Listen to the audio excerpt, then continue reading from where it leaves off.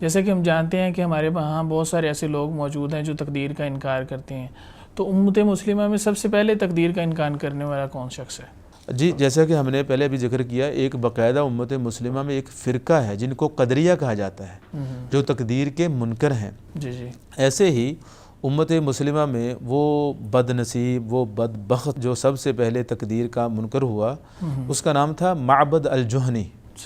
صحیح مسلم شریف میں اس کا تذکرہ موجود ہے۔ اس طرح دیگر کتب سنہ میں، اس طرح امام آجری رحمہ اللہ کی کتاب الشریعہ ہے، اس طرح امام ابن بطہ کی کتاب الابانہ ہے، اس میں موجود ہے۔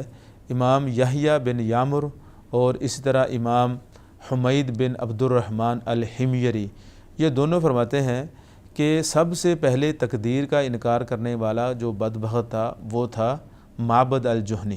اسی طرح دیگر اہل علم کا اس پر اتفاق ہے، جیسے طاؤس بن کیسان، اسی طرح امام ابو زبیر مکی، اس طرح امام عبد الرحمن بن عمر الاوزاعی رحمہ اللہ، دیگر اہل علم کا اس پر اتفاق ہے کہ سب سے پہلے جس نے تقدیر کا انکار کیا وہ معبد الجہنی تھا۔ معبد الجہنی یہ عراق میں رہتا تھا، بصرہ میں۔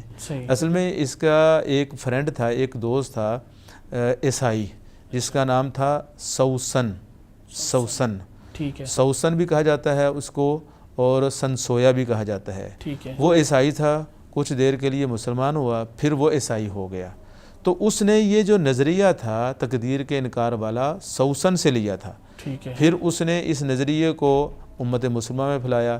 پھر معبد الجہنی سے یہ نظریہ غیلان الدمشقی نے لیا، وہ بھی مسلمان تھا بظاہر۔ تو ان لوگوں نے تقدیر کے نہ ہونے کا یا تقدیر کا انکار کا نظریہ سب سے پہلے ان لوگوں نے امت مسلمہ میں پھیلایا۔